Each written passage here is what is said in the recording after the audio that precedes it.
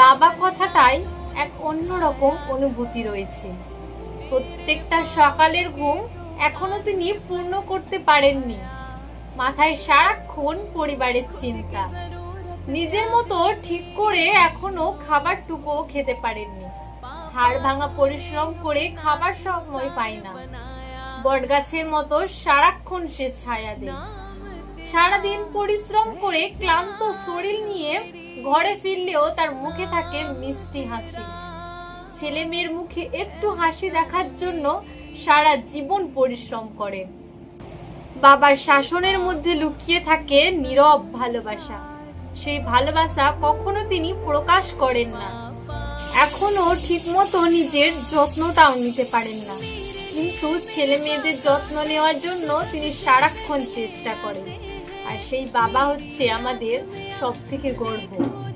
বাবা গরিব হোক কিংবা বড় লোক সেটাতে কোনো যায় আসে না, কিন্তু একটি বাবা থাকা মানে অনেক ভাগ্যের ব্যাপার।